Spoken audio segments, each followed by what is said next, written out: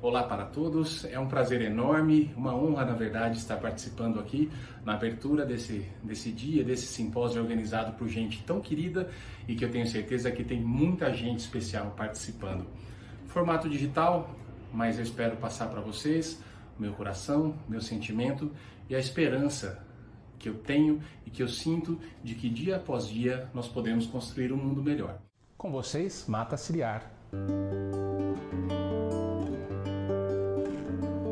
Assim como os cílios nos olhos, a mata protege os rios, o olho d'água, se o vento sopra e a sujeira traz, a mata ciliar protege os mananciais.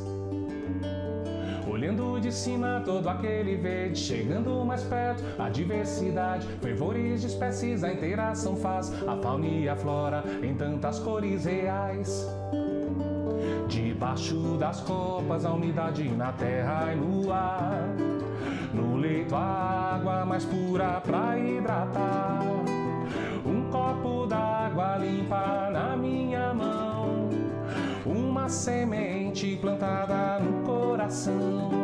Debaixo das copas, a umidade na terra e no ar. No leito a água mais pura pra hidratar. Um copo d'água limpa na minha mão. Uma semente plantada no coração. Welala, welala, welala, welala, welala, welala, welala, welala, welala, welala, welala, welala, welala, welala, welala, welala.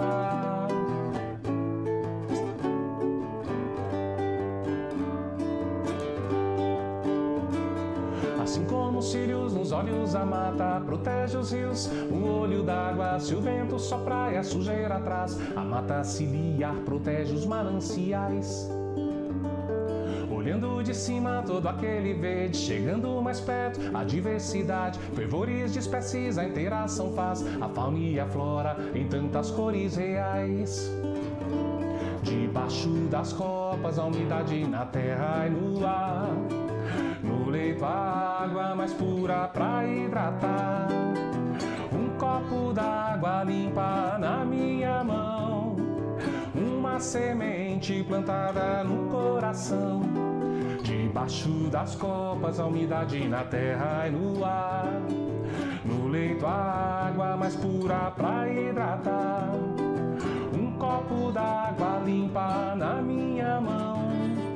Uma semente plantada no coração. Welala, welala, welala, welala, welala, welala, welala, welala, welala, welala, welala, welala, welala, welala, welala, welala.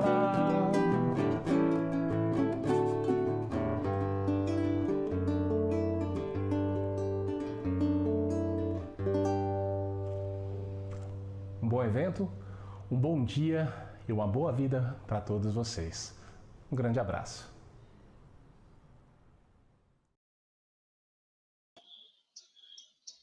Bom dia a todos e a todas. Estamos muito felizes de estarmos aqui nesse domingo em mais uma atividade do Simpósio de Educação Ambiental e Transição para Sociedades Sustentáveis.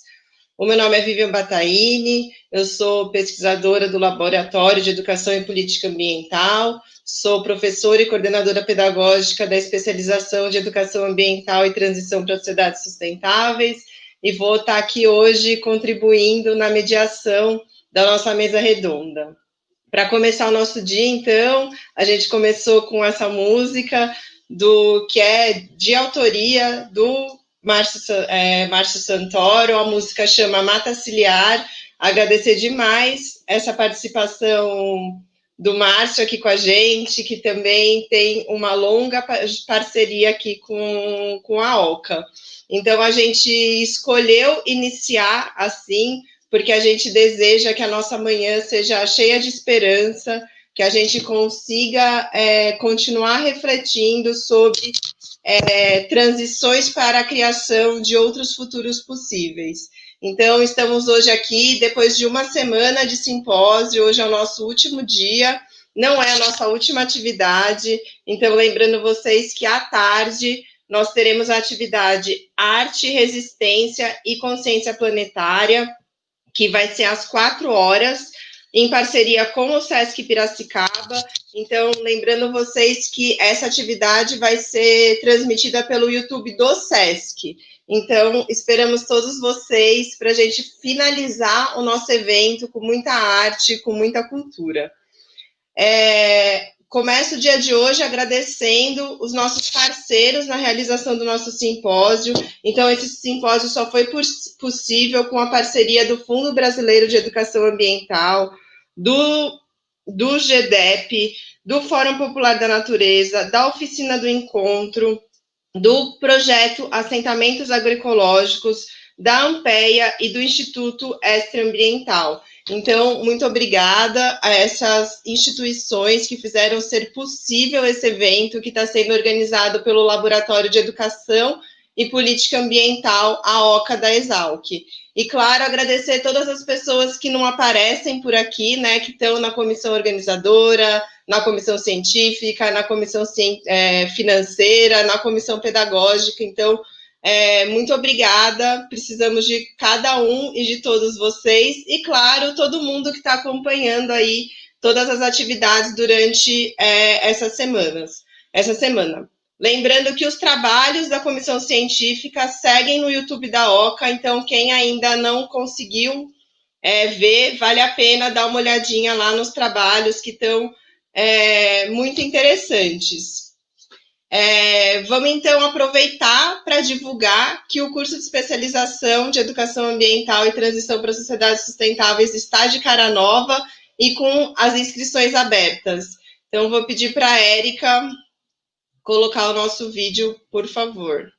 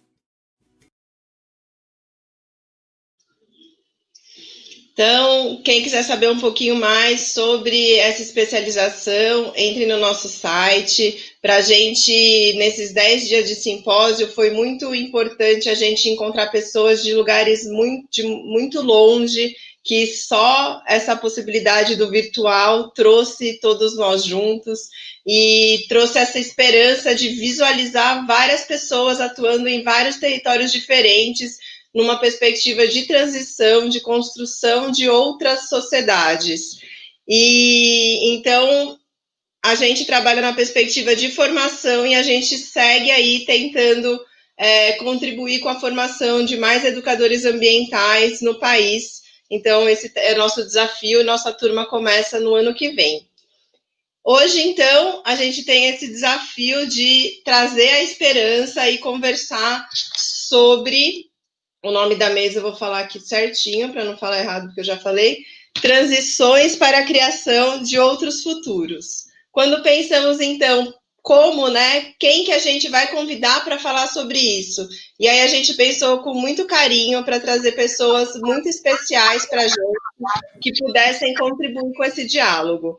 Então, agradecer imensamente a participação de cada um de vocês, o aceite de cada um de vocês. avisando, dando um informe que a gente tinha divulgado a presença da Michele Sato. Infelizmente, ela não pôde participar com a gente hoje, por motivos pessoais, mas a gente deixa aqui o nosso agradecimento a ela por estar sempre junto conosco e um feliz aniversário para ela, que está comemorando mais um ano de vida. Então, na nossa mesa hoje, a gente tem 3 convidados e eu vou apresentar aqui os 3 para vocês. Então, a gente tem a Célia Chacriabá, que ela é do povo Chacriabá, do movimento indígena brasileiro, é assessora parlamentar, professora, mestre em desenvolvimento sustentável pela UNB, doutoranda em antropologia pelo FMG. Ela reafirma que a sua primeira escola foi a luta, e a luta dela centra-se na reestruturação do sistema educacional, no apoio às mulheres e à juventude dentro dos Chacriabá, e na mudança das fronteiras geográficas para manter seu território. Célia, muito obrigada. Temos também aqui a presença da Moema Vieser, que a gente agradece mais uma vez esse convite. Para a gente é muito especial a Moema estar com a gente. Ela é mestre em Ciências Sociais e educadora socioambiental. Ela é conhecida internacionalmente por seu envolvimento no movimento de mulheres desde 75. Ao longo de sua vida profissional, ela trouxe muitas contribuições para a educação popular, particularmente em relação às questões de gênero e de meio ambiente. Como fruto de seu trabalho junto aos grupos mais diversos, ela organizou muitas publicações populares, como kits de formações com cartilhas, cadernos e vídeos. Na Rio 92, ela foi facilitadora do Tratado de Educação Ambiental para Sociedades Sustentáveis e Responsabilidade Global. Entre as suas publicações, a gente vai destacar algumas aqui, que são Se Me Deixam Falar, depoimento de Domitila, uma mulher das Minas da Bolívia, publicada em 14 idiomas. A Vocação de Semente, a história de uma facilitadora da inteligência coletiva, uma autobiografia escrita com a jornalista Teresa Moreira. E o maior genocídio da história da humanidade, mais de 70 milhões de vítimas entre os povos originários das Américas, escrito com Marcelo Grondin, seu esposo. Moema mora em Toledo, no estado do Paraná, aqui no Brasil. Muito obrigada, Moema, por estar aqui conosco. E representando, então, o gênero masculino, a gente trouxe o Luiz Ferraro aqui para a nossa mesa. É uma alegria imensa estar numa mesa majoritariamente de mulheres, eu vou confessar, mas o Luiz vai aqui trazer a representatividade masculina, que também é super importante. Então, o Luiz Ferraro, ele é engenheiro agrônomo e mestre pela Exalc, ele é doutor pela UNB, ele atua há mais de 25 anos no campo socioambiental e do desenvolvimento territorial sustentável. Ele possui uma experiência em avaliação de políticas e programas, coordenação de equipes, docência, mediação de processos participativos e políticas públicas e gestão de projetos. Então, apresentados os nossos convidados, que são muito especiais, eu queria só contextualizar vocês que nessa semana do evento ficou muito forte nessa interação com essas pessoas que estão junto com a gente, um agradecimento por a gente estar realizando esse evento, porque nesse momento da pandemia e esse distanciamento social, essa falta de troca, de calor humano, muita gente trouxe que esse evento tem proporcionado essa troca. Talvez não a troca da forma como a gente gostaria, né, com abraços, com olho no olho, mas que esse evento tem contribuído para a gente se fortalecer para seguir atuando nessa transição num cenário brasileiro, mas também mundial de uma muito delicado na perspectiva política, né, do país, e que exige que a gente tenha força, que a gente tenha coragem, que a gente lute, né, como trouxe a Célia, porque a gente precisa de mudanças. Então, gostaria de já passar a palavra para a Célia, para a gente poder aproveitar essa manhã juntas. Muito obrigada.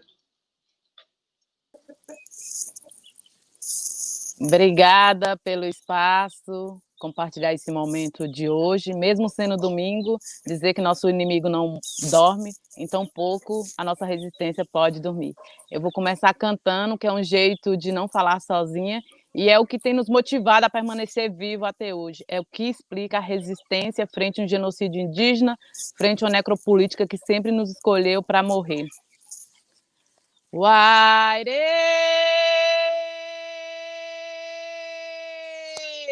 He he anapue, he he anapue, he he anapue, he he. Waire! He he anapue.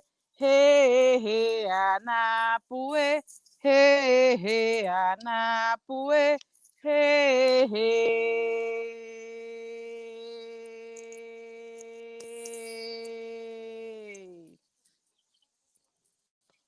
O Brasil é de que cor?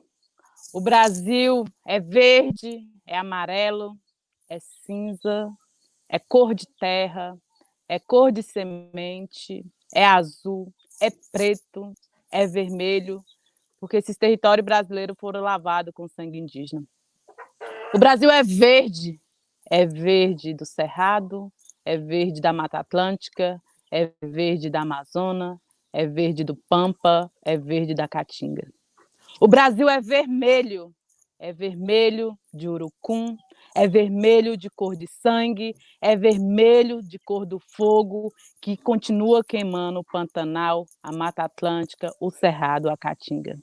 O Brasil é vermelho, é a chama que não quer se apagar, que reacende para matar os povos indígenas, que reacende para matar Galdino Pataxó quando dormia no banco da praça em Brasília. O Brasil é vermelho da cor da chama do genocídio, da cor da chama do ecocídio, da cor da chama do genocídio que segue em curso para matar não somente os corpos, mas principalmente as vozes indígenas. O Brasil é vermelho, o Brasil também é cor de motosserra, quando ano passado, em 2019, foram mais de 1.200.000 hectares de desmatamento na Mata Atlântica, no Cerrado, na Amazônia, na Caatinga, no Pantanal. O Brasil também é cor de genocídio. O Brasil tem suas bonitezas, mas o Brasil precisa urgentemente, nessa retomada de consciência, entender que muito maior do que a dívida externa é a dívida histórica com os povos originários. A dívida histórica com os povos originários não é somente com os corpos dos povos originários, quando éramos mais de 5 milhões e fomos reduzidos a menos de 1% da população brasileira. A dívida histórica é com a nossa força ancestral. A dívida histórica é com nossa ancestralidade, que foram tombadas de forma muito violenta. A dívida histórica é com mais de 8.000 indígenas que foram torturados na época da ditadura. Que Brasil nós queremos transcriar para o futuro? Não existe transcriação se não existir esperança. Não existe transcriação se urgentemente nós não retomarmos o ré positivo. Nós estamos embriagadas de tanta reprodução do ré negativo, que é a ré do retrocesso. Mas, para além do ré do retrocesso, nós precisamos retomar, reconectar, reencantar, porque certamente só o reencantamento, só a reconexão, só a retomada, só o reesperançar, só o ressentimentar, nós podemos continuar sustentando, principalmente, o sentido pela vida. Eu sou Célia Chacriabá, aqui da região sudeste do Brasil. Uai, tem índio em Minas, uai, tem índio no sudeste, uai, tem índio no nordeste, uai, índio no norte não é boliviano, não é da Venezuela, uai, tem índio no centro-oeste. Vocês são povos indígenas de verdade? Vocês estão entrando na universidade, é por cotas? É por ação afirmativa? Nunca nos perguntaram se a nossa resistência é de verdade. Nunca nos perguntaram se existe cotas para defender a biodiversidade. Nunca nos perguntaram por que a população indígena, nós somos 5% da população do mundo, mas nós protegemos em torno de 82% da biodiversidade. Uai, mas vocês são indígenas de verdade? A cada vez que pergunto se nós somos indígenas de verdade, eu digo que todos os territórios indígenas no Brasil que eu conheço só foi demarcado depois da morte de alguma liderança indígena. O território Xacriabá não é diferente. Só depois de 87, quando acontece uma grande chacina, que foi o primeiro crime julgado, reconhecido como genocídio indígena, só então o território Xacriabá é demarcado. Se as nossas lideranças continuam derramando sangue, ano passado foram 130 lideranças indígenas assassinadas. Já são mais de 700 indígenas mortos pelo Covid-19.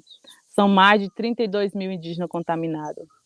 Se tudo isso é de verdade, a nossa resistência também não é de mentira. As pessoas elas se sentem indignadas com o processo das fake news, principalmente porque fake news e necropolítica parecem uma palavra contemporânea e somente agora que está em moda. Sente indignado com as fake news que decidiu o processo eleitoral de 2018 nas eleições. E as pessoas falam, mas foi um ato democrático, foi um processo democrático. Mas o resultado não foi democrático. Nós precisamos começar a questionar uma democracia quando ela começa a matar, quando ela tem os corpos indígenas como alvo certeiro. Não existe democracia sem a demarcação dos territórios indígenas. Não existe democracia se não existir a redemocratização do uso da terra. Não existe democracia se as pessoas continuam sendo envenenadas pelo próprio alimento. As pessoas que não se sentirem indignadas, sensibilizadas, porque não está sujeito a morrer pelos conflitos territoriais, como todos nós indígenas estamos sujeitos a morrer, nós vamos morrer pelo mal em comum, que é pelo veneno que chega na nossa mesa. Não existe democracia se as pessoas não têm autonomia. E hoje a maior autonomia é a produção da própria soberania alimentar. Mas não é somente sobre soberania alimentar. É sobretudo saborania alimentar. É sobre temporalidade, mas é sobretudo sobre temperalidade. Esse governo é genocida, é etnocida, é ecocida. Infelizmente, a única verdade, e que não é fake news, é que é um projeto anti-humanitário, anti-a-diversidade, anti-as florestas, anti-a terra. Nós, povos indígenas, nós queríamos ser reconhecidos como os maiores doutores, porque nós somos pneumologistas, porque nós cuidamos do pulmão do mundo. As pessoas podem ter outra ordem de parentesco, outras agências de parentesco, mas o pulmão do mundo é indígena. Transcrição para o futuro é as pessoas retomar a consciência de que aqueles que conseguirem sobreviver esse momento, em decorrência desse vírus que queima o pulmão do mundo, nós vamos ter que enfrentar outro momento que é consequência das mudanças climáticas. A pandemia deixa momentos muito difíceis, marca muitas famílias, milhões de famílias pelo luto. Mas ela tem um certo tempo para acabar. Já as consequências das mudanças climáticas, não. E uma sociedade, um mundo sem os povos indígenas vão ter sede, mas não vai ter água limpa. Uma sociedade sem os povos indígenas, é possível sustentar o céu se perder a conexão, se destruir a terra?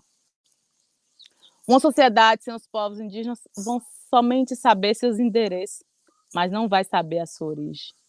Uma sociedade sem os povos indígenas vai estar com a respiração do mundo comprometida. Uma sociedade sem os povos indígenas, o planeta entrará em febre, vai ter a pior convulsão da história. Mas uma sociedade sem os povos indígenas já vai ter perdido a cura. Nesse momento, todo mundo fala que é uma luta contra o tempo, sobre a guerra, sobre a crise política, sobre a crise da ciência, que também está adoecida, sobre a guerra humanitária, civilizatória. E todo mundo fala que é uma luta contra o tempo para conseguir a vacina para esse momento do Covid. Mas muito mais do que pensar uma luta contra o tempo, nós precisamos, sobretudo, fazer uma luta pela retomada do tempo.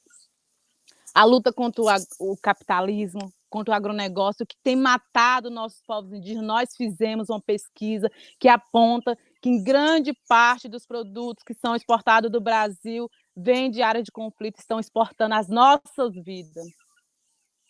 A soja que vai exportada do Brasil tem sangue indígena. Essa luta não deve ser tomada somente como uma luta contra o tempo, mas uma luta pela retomada do tempo. Hoje, quem tem tempo tem autonomia. Quem tem tempo tem condição de produzir o seu próprio alimento. Por isso que não existe vacina para o fascismo. Não existe vacina para o conservadorismo. Não existe vacina para o desmatamento. Não existe vacina para a queimada. Não existe vacina para essa retomada de consciência.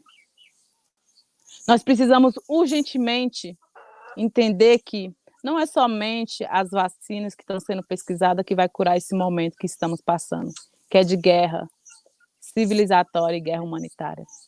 Mas o segredo está em tudo para a transcrição de um futuro de reativar urgentemente o nosso princípio de humanidade. Que amor à pátria é esse que não honra o amor à mátria? Que amor à pátria é esse que não honra as originárias do Brasil? A primeira mulher que o governo atacou, as pessoas perguntam quem foi essa pessoa. E eu digo, foi a terra.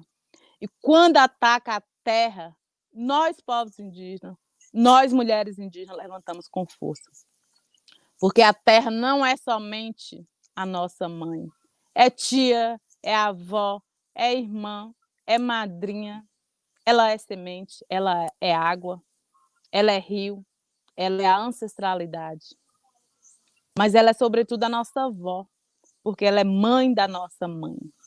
Machucar a terra é como matar, é como machucar o útero de uma mulher indígena. É como machucar o útero da humanidade. Machucar o útero da humanidade, toda geração vai estar comprometida.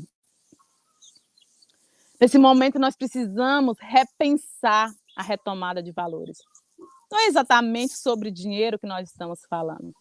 Nós estamos falando que, para repensar uma humanidade e essa guerra civilizatória, nós temos que urgentemente fazer uma retomada de valores. Porque para todo mundo é consenso que o prato mais gostoso, que o prato que dá mais sustância para o nosso corpo, é aquele que tem diversidade alimentar. Aquele que é amarelo, cor de piqui, das gostosuras, das saboranias alimentares, dos verdes, vermelhos, de várias cores que compõem o prato, dessa temperalidade da nossa saborania, que vai também inspirada de nossos territórios indígenas, de nossos costumes indígenas. Mas as pessoas não pensam assim, não param para refletir sobre a sociedade. Uma sociedade só tem substância, uma roça só tem substância se tiver a diversidade. Uma sociedade só tem substância se tiver a diversidade. Toda monocultura mata. Ela mata o nosso prato, mata o nosso corpo, mata o nosso paladar, mata o nosso pensamento, mata a sociedade e mata a terra. Porque, para além de pensar a colonização do pensamento, estão colonizando os nossos territórios, as nossas terras.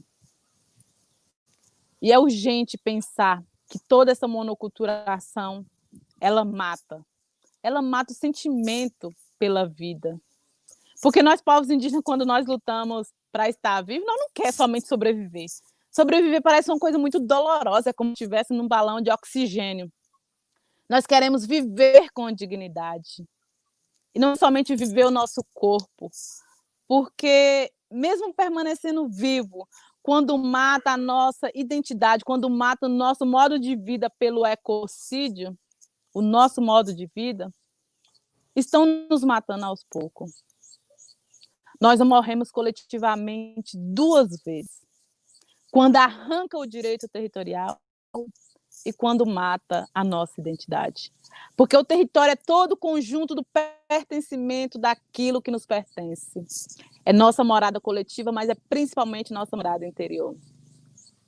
E as pessoas perderam, em grande parte do mundo, principalmente nos centros urbanos, essa conexão com a terra. Os asfaltos, concretos, escondem a terra. Desenham cidades inteiras para as pessoas esquecer das raízes mais profundas, que a primeira casa são as árvores, que é o território. Perdeu a relação da terra como parente. Por isso que quando cortam a árvore, por isso que quando queima o Pantanal, quando queima o Cerrado, a Mata Atlântica, a Amazônia, as pessoas perguntam, teve alguma vítima? Morreu quantas pessoas? Não teve vítima. Pensando o ser humano sem pensar a transição. A transição para o futuro tem que retomar a transição de ser humano, de ser bicho, de ser água, de ser semente, porque só sabe ser humano quem sabe ser isso tudo. E a cada vez, a cada 1 minuto que cortam a árvore, a cada 1 minuto lá no Pantanal, que o fogo não dá pausa, por isso a nossa resistência também, a nossa luta não pode pausar, a cada vez que queima uma onça, a cada vez que queima essa biodiversidade, as abelhas, esse lugar do sementear para garantir a comida da humanidade, quem disse que nós não estamos morrendo? O motosserra que corta várias árvores, corta também, amputa nosso corpo. O que colocar no nosso pulmão quando amputar os nossos pulmões, quando adoecer na totalidade de nossos pulmões? É possível reconstituir um lugar na sociedade quando amputar toda a nossa capacidade de repensar e reestruturar, transcriar esse momento de guerra humanitária e civilizatória? Essa tarefa certamente não é só de nós povos indígenas, não pode ser somente de nós povos indígenas. Hoje nós povos indígenas nós somos menos de 1% da população brasileira. E as pessoas perguntam, não é muita terra para pouco indígena, porque tem 13% do território nacional?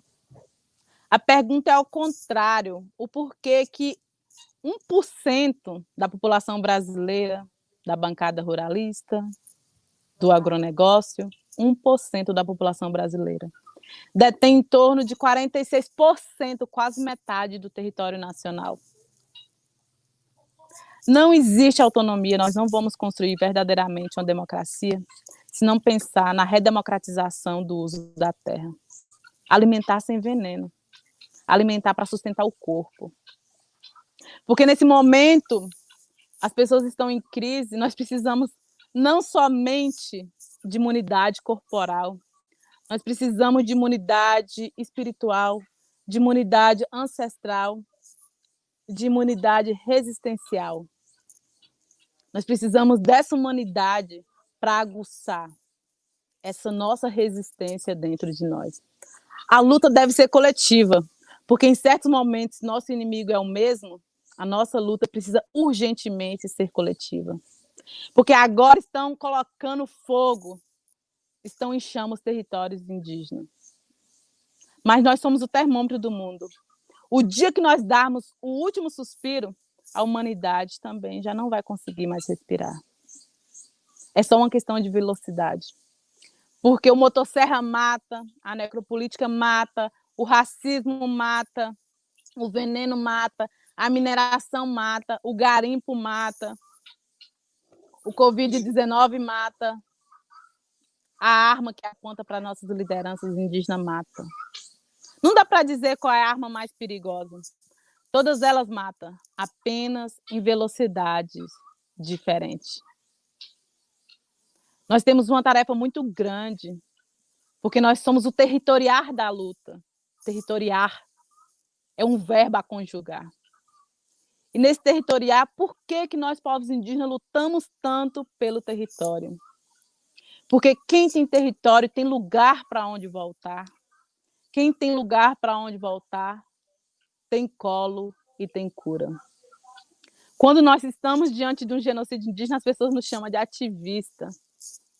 É ativista ambiental, é ativista indígena. Mas estar diante de um genocídio indígena, ser ativista, não é exatamente uma escolha. É um ato de resistência. E quando mata os filhos das mulheres indígenas, não é somente os olhos que choram. O útero da terra também chora. Nós precisamos urgentemente fazer essa retomada de consciência. A universidade tem um papel, um compromisso muito importante de formar, para além da ciência, mas formar a consciência. As pessoas andam com muito medo, e nós, povos indígenas, nem temos tempo de ter medo, nós temos que escolher entre ter medo e continuar fazendo a resistência.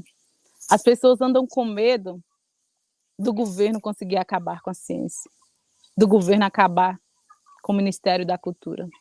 Nenhum governo vai conseguir acabar com o Ministério da Cultura, com o Ministério Ambiental, porque o mistério da cultura está dentro de nós. Não vai conseguir acabar com o Ministério do Meio Ambiente, porque não é somente sobre o meio ambiente que nós estamos falando. Nós estamos falando do territoriar, do território, que é a totalidade da vida. As pessoas têm medo do governo conseguir acabar com a ciência, mas ele não consegue acabar com a ciência, porque a ciência mora dentro de nós. Ela está e permanece dentro do território indígena. Nós temos essa epistemologia de cura. E a cada vez que tenta cortar, matar os corpos indígenas, assim como nós, mulheres indígenas, nós temos a capacidade de brotar. Nós somos esse broto da resistência que a colonização não conseguiu matar. Nós somos esse broto da resistência que a ditadura também não conseguiu enterrar. Nós somos esse broto da resistência que a aculturação também não conseguiu nos exterminar. Nós vamos continuar fazendo luta, porque a nossa luta, o nosso luto, assim como a nossa resistência, a nossa voz indígena é coletiva. Eu convido vocês, nós temos um compromisso muito grande. Para além de reflorestar todos os biomas, nós temos uma tarefa muito grande de reflorestar muitos corações. É na diversidade do país aonde a cultura expressa. Muita gente se pergunta aonde o Brasil começa. Será que é mesmo lá em Brasília, onde impera o poder da desigualdade social? Ou será que é no nosso território do povo tradicional? A resposta é muito clara, mas é invisibilizado a luta do povo guerreiro. Talvez realmente nós indígenas não contribuímos para que o Brasil seja um país de primeiro mundo, mas do Brasil nós somos os primeiros. Nós não contribuímos dessa forma onde a cultura é engolida e matada, onde o valor está no dinheiro. Se não tem, não vale nada. Não tem levado em consideração nosso conhecimento tradicional. Nós estamos sendo sufocados pelo apocalipse do capital. Mas hoje em dia ainda me lembro das parábolas de liderança, pois palavra como essa eu guardo como herança. Um certo dia lhe perguntaram como era a cerca, como era o território de antigamente, pois essas terras não eram nossas e dividimos para muita gente. Ele logo respondeu: o território é cheio de ciência. O limite de uma terra está em nossa consciência.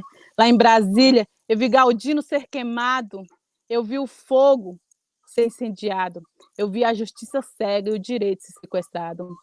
Mas o nosso povo é originário, é o que sustenta o nosso resistir.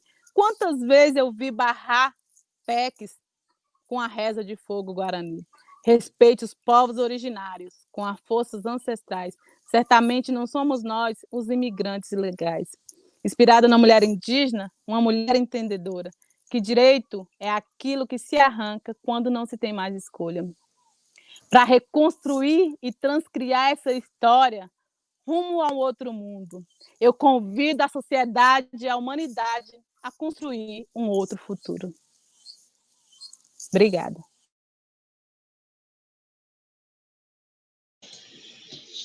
Obrigada, Célia. Estou aqui sem palavras não tenho o que dizer, só agradecer imensamente a sua participação, você trazer a voz dos indígenas para esse diálogo e representar aqui dessa necessária luta que é de todos e que é nosso dever, sim, enquanto universidade, contribuir, né, para que a gente consiga construir uma unidade nessa luta, né? Foram, assim, muitas coisas que me tocaram muito, né? E eu estou aqui nesse papel de mediação, mas eu vou passar para a Moema, porque eu tenho certeza que esse conjunto vai ser muito interessante para a gente continuar pensando, porque as coisas que você disse de fato, tocaram meu coração para a gente pensar quais são esses caminhos possíveis e a gente aprender muito com vocês desse lugar de resistência, desde o há 500 anos nessa resistência, né? Então, a gente tem muito o que aprender. Muito obrigada. Então, eu vou passar a palavra para Moema Vieser. Moema, muito obrigada por estar aqui com a gente. A sua participação aqui é muito importante também.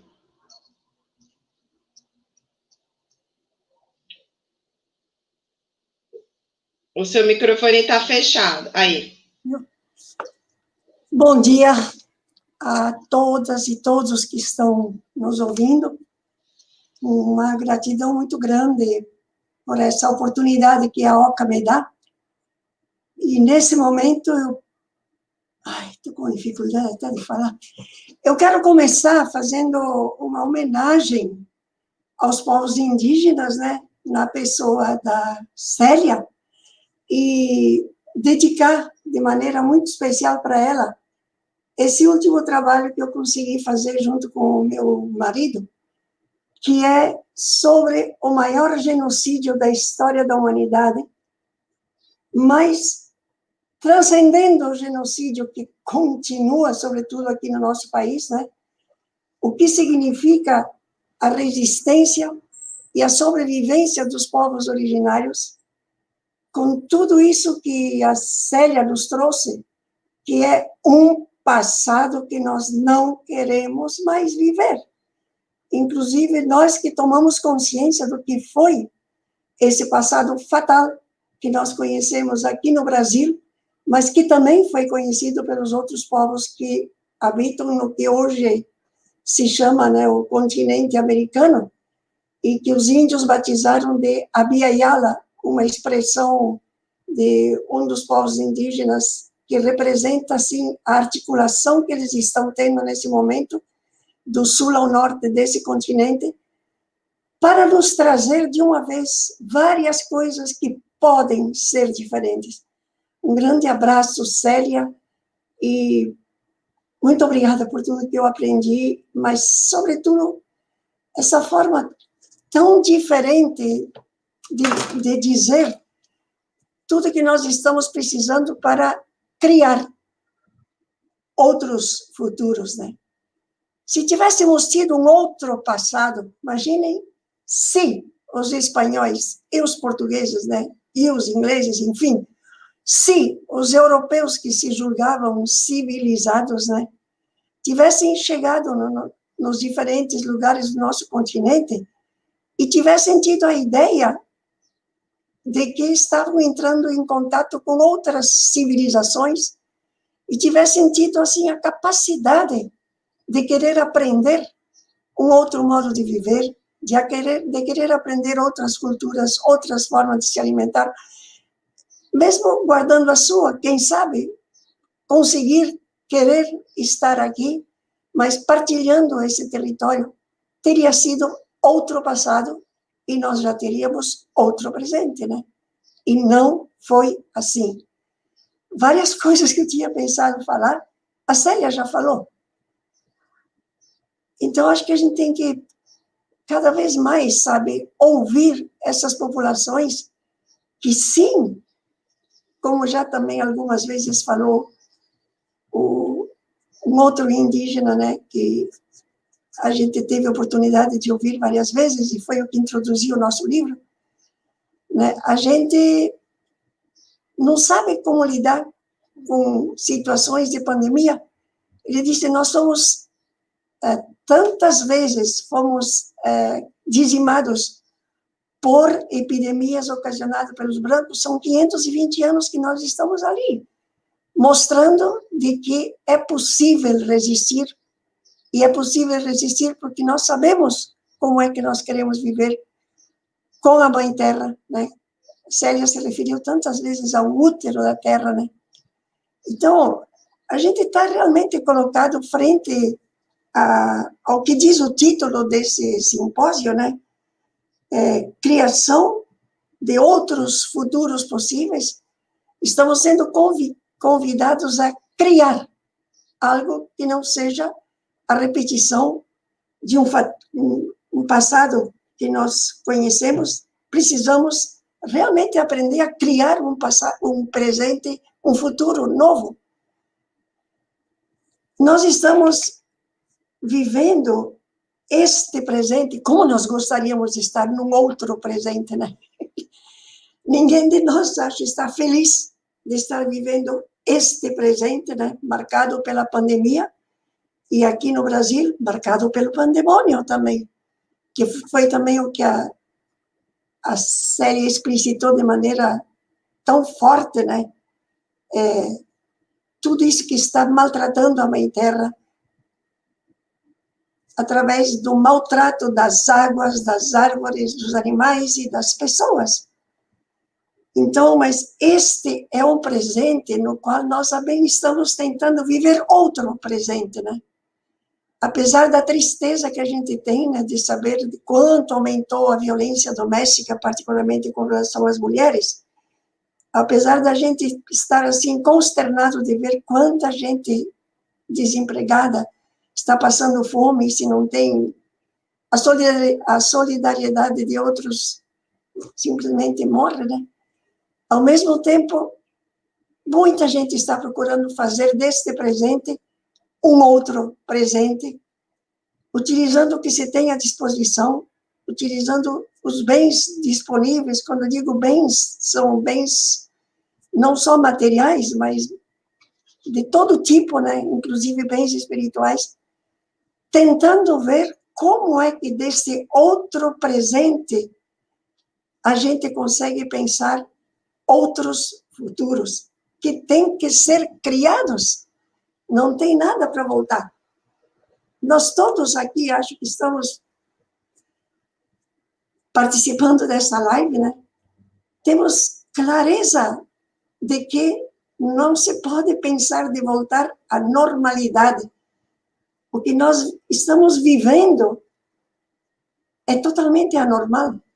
É totalmente fora do que significaria ser normal de viver e conviver enquanto seres humanos, parte da comunidade de vida, que inclui também os seres não humanos, e com o respeito que merecem os ciclos de vida que a Mãe Terra tem tão demarcados, né? E de maneira tão harmoniosa, se a gente consegue ter respeito para a diversidade de sexo, de raça, de etnia, de idade, de territorialidade, né? Então, este outro presente no qual nós pretendemos estar também juntos, né? Talvez é o que pode nos ajudar a criar esses novos futuros possíveis. Mas eu diria assim, este presente que nós estamos vivendo, ele não chegou por acaso, ele não caiu do céu por descuido, não brotou como cogumelo. É algo que foi sendo, né, construído com as consequências que nós acabamos de estar vivendo todos, né? E dessa vez, talvez pela primeira vez, nesse âmbito planetário, né? Que já tivemos muitas outras pandemias, por exemplo, né? Mas é a primeira vez na história da humanidade que a gente conhece que todos estamos, em qualquer lugar do mundo, vivendo este mesmo problema. E ele deixa bem mais claro que é porque nós estamos vivendo também um modelo hegemônico que se impôs, né? Onde está tudo errado, a pirâmide que a gente vive da economia, as leis do mercado, lá no topo, mandando sobre o jeito de ser na nossa vida em sociedade e na nossa relação com o meio ambiente, com a natureza. Isso aqui tem que ser totalmente desmanchado. E, em vez disso, ter um círculo onde, né, a economia esteja a serviço, né, da vida de toda a comunidade de vida. Então, quando vocês falam em outros futuros possíveis, é porque não se pode, né, pensar, né, uma contra-hegemonia a um modelo hegemônico. Ele é fundamentalmente uma visão de futuro onde várias coisas serão possíveis a partir das várias realidades que estão sendo vividas, né? Quando eu disse que a gente tem já aonde se ancorar, eu dizia, neste outro presente, né? Se ancorar para criar outros futuros, é porque existe realmente já uma consciência na humanidade que vem sendo criada há muitos anos, né? Nós que somos dessa área da educação ambiental, eu vejo quem está promovendo, né, este simpósio, que é a OCA, né? Nós sabemos quanto já foi dito, quanto já foi escrito, são décadas e décadas onde se fala de tudo isso que nós estamos vivenciando de uma maneira tão fatal, né? Mas que é importante a gente mudar. Quantas convenções, declarações, conferências mundiais, a gente tem visões de futuro que já foram traçadas. E eu gosto muito de, nesse momento, estar relembrando a Carta da Terra, e no caso da educação ambiental, relembrar também o nosso Tratado de Educação Ambiental para Sociedades Sustentáveis e Responsabilidade Global, que no caso foram feitos no contexto da Rio 92, que já era a segunda Conferência das Nações Unidas de Meio Ambiente e Desenvolvimento. O problema é que a gente sabe muito, pelo menos tem um grupo, talvez ainda uma elite, será? Porque os sistemas, né, de educação não estão trazendo isso como coisa fundamental, né? Além do currículo que a gente tem traçado. Mas é muita gente no mundo que sabe já o que tem que ser feito. Uma das coisas que nos falta é termos, né, mais lideranças ecoeducadas. A Carta da Terra é um documento que traça muito claro o que a gente tem que fazer. São 16 princípios que estão ali para que a gente aplique, né? Porque, de fato, o que vale não é o que a gente sabe. O que vale é o que a gente faz com o que sabe.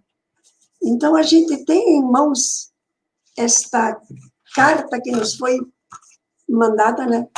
Nesse contexto que uniu tanta gente de todo mundo, que é a Carta da Terra, que são valores e princípios para um futuro sustentável. O que significa o que está na Carta da Terra, né? Primeiro, essa mudança, né, nos valores e princípios que se impuseram no mundo, e a gente voltar a pensar como precisamos respeitar e cuidar da comunidade de vida toda, não só da humanidade, porque a humanidade, como a Célia disse tão claro, né? A humanidade depende também de que os demais seres estejam vivos, né? Que as árvores estejam ali, que a água esteja ali, que o ar puro esteja ali, senão a gente não vive. E para isso a gente precisa, né? O segundo grande bloco dos 16 princípios, da integridade ecológica.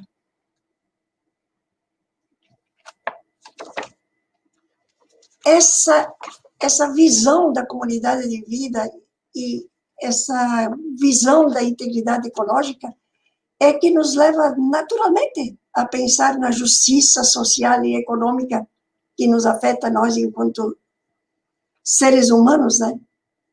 E que podem nos levar, né, ao que tanto nós desejamos, a uma democracia real, e não só uma democracia representativa, que vai ser fonte de não violência e vai nos levar à paz, que eu acho o maior desejo que a humanidade tem, é essa questão de parar com essa situação permanente de guerra que nós estamos vivendo, que é além das armas que nós conhecemos, né, mas que se expressa através também de muitas outras armas, e a Célia também falou nisso, né, nessas armas que estão no meio de tanto veneno que nós estamos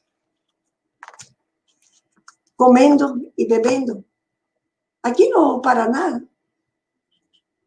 pelo menos na região onde eu estou, já foi até estudado, né? Eu bebo 7 litros de veneno por ano, por conta dos agrotóxicos que são jogados aqui em todas as nossas plantações. Então, o que se faz com isso, né? Não é um remédio aqui, um remédio ali que vai ajudar a gente a ser imune. Precisa ser mudado. Tudo precisa ser mudado. E se nós conseguirmos, né, enquanto educadoras e educadores, pensarmos, né, essa necessidade de nos refazermos, né, e não só nós, educadores e educadoras, mas pensar realmente assim no que diz a Carta da Terra, são todos que precisamos nos ecoeducarmos. E a gente sabe que isso não vai ser fácil, nessa criação de novos futuros, né? Que é essa vida que nós estamos vivendo e tudo que nós queremos fazer envolve, como diz a Carta da Terra, envolve tensões entre valores importantes e vai significar muitas vezes escolhas difíceis. Por isso que precisamos encontrar caminhos para harmonizar a diversidade com a unidade, o exercício da liberdade com o bem comum, os objetivos de curto prazo com metas a longo prazo. E a carta continua. Todo indivíduo, família, organização, comunidade tem um papel vital a desempenhar. As artes, as ciências, as religiões, as instituições educativas, os meios de comunicação, as empresas, as organizações não governamentais, os governos, todos são chamados a oferecer uma liderança criativa. Ou seja, a Carta da Terra já dizia, né? Tem que criar algo novo, diferente disso que nós estamos vivendo. Por isso que a parceria entre governos, sociedade civil e as empresas é essencial para uma governabilidade efetiva.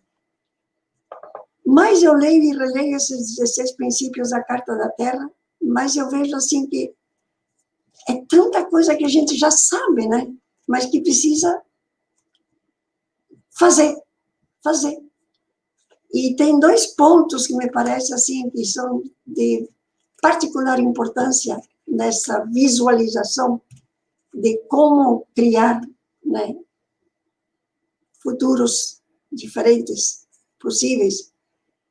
E eu sempre convido, né, para aprendermos a conjugar, né, na prática, né, a partir do estudo, mas a partir de tudo que nós conseguimos promover, conjugar 2 verbos que, em boa parte, resumem muitas outras coisas, que é o verbo prevenir e o verbo regenerar.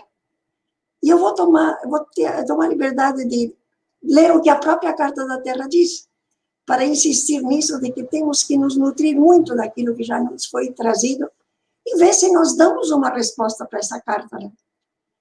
Então, no item número 2, né, que é o da integridade ecológica, a Carta da Terra diz no número 6, prevenir os danos ao ambiente como o melhor método de proteção ambiental.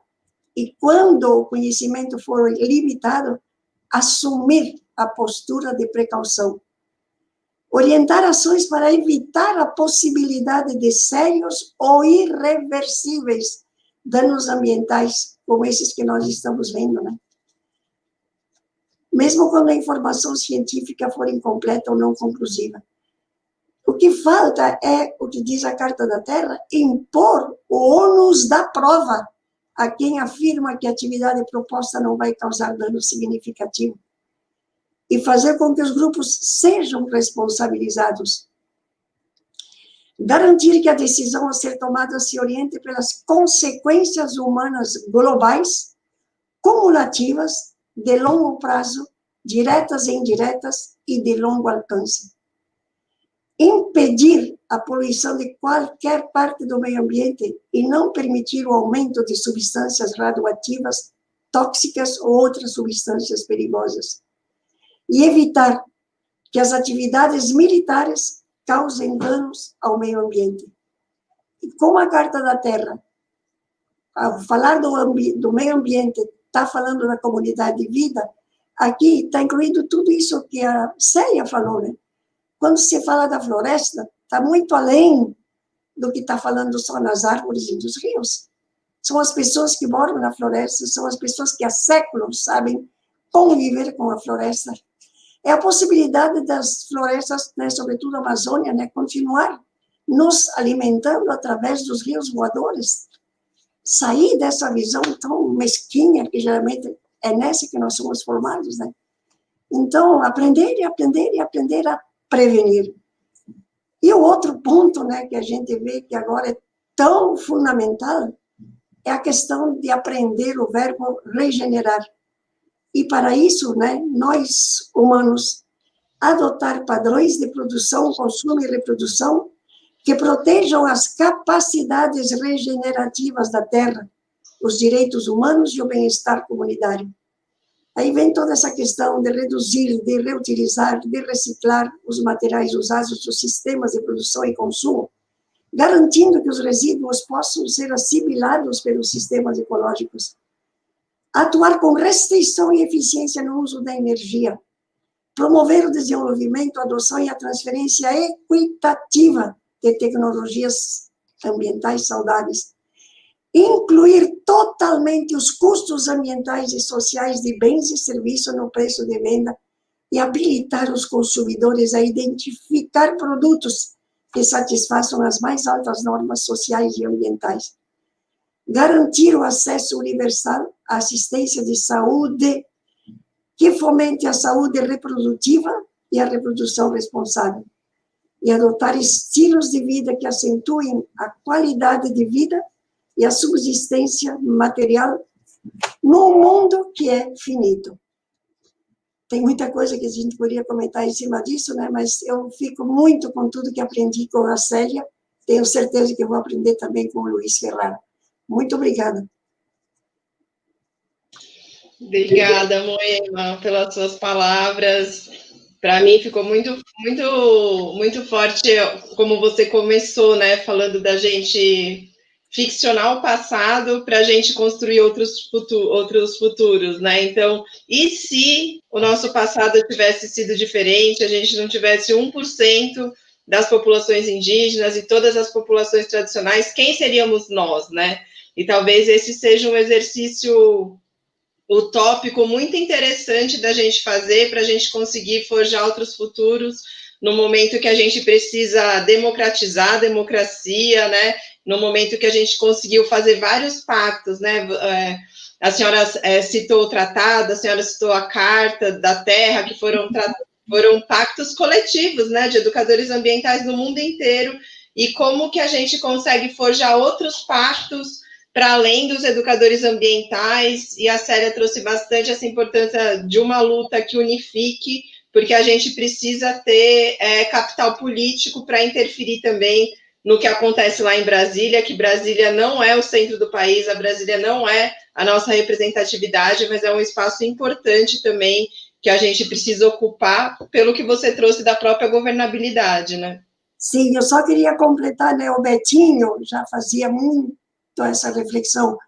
As soluções não vão vir do Planalto, as soluções vão vir das planícies. Isso a gente tem que ter bem claro também.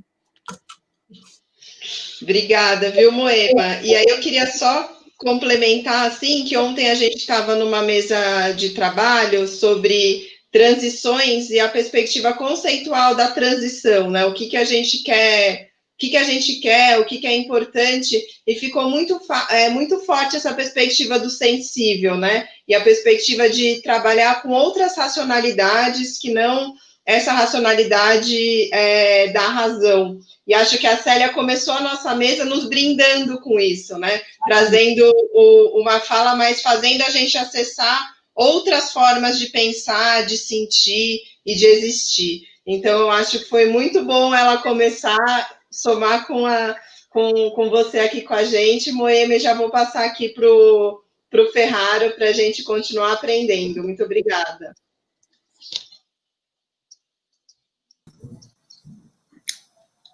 Obrigado, gente.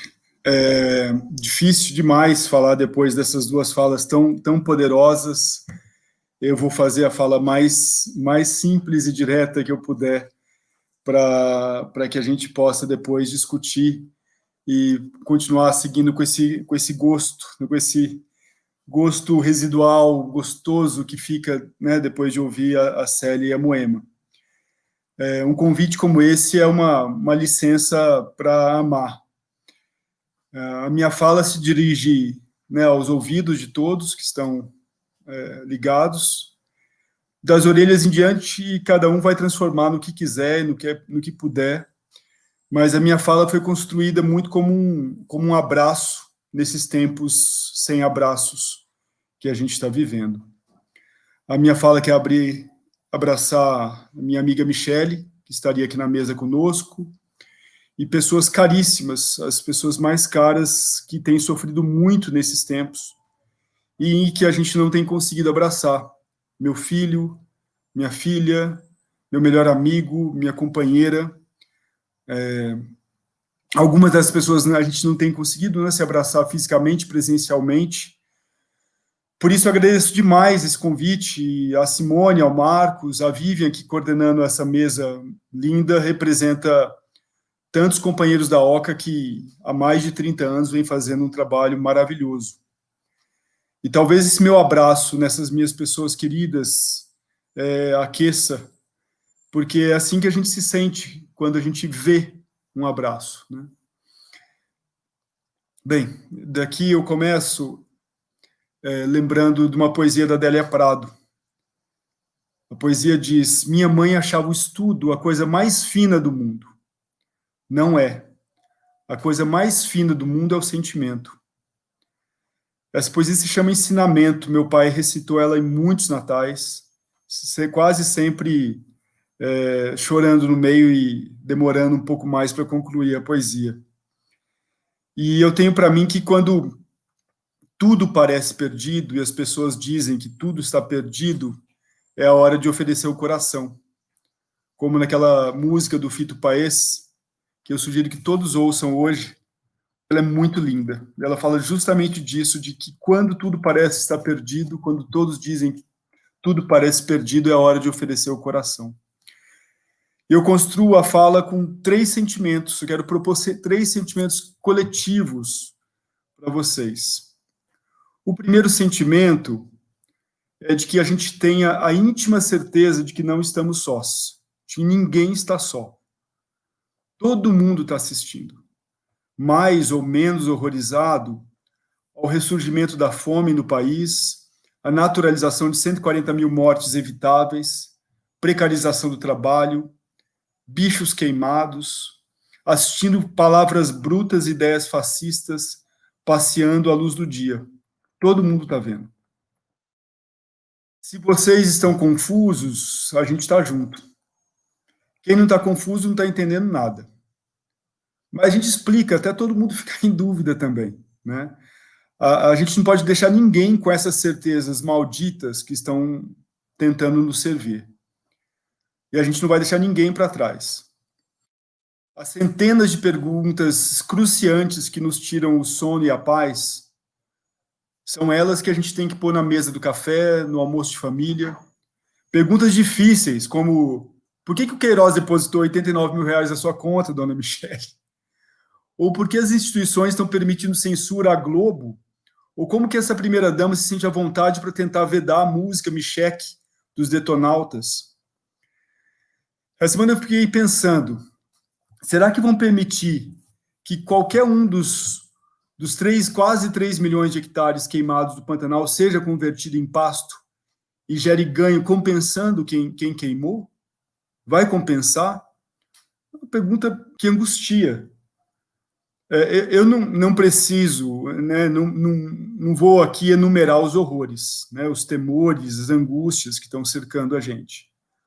A democracia, as mudanças climáticas, a pobreza, a desigualdade que não para de crescer, um Estado cada vez menos capaz de garantir direitos e proteger os vulneráveis humanos e não humanos, como a Célia muito bem destacou. E nessa perplexidade a gente está junto. Claro que a gente preferia estar junto no deslumbramento, na felicidade, na fruição do mundo maravilhoso, mas não é o que a gente está vendo. Mas estarmos juntos não é pouco. É um sentimento muito importante. Eu tenho falado muito disso com meu filho. Sei que tenho muito mais irmãs e irmãos perplexos e insatisfeitos que pessoas tranquilas com o que está acontecendo.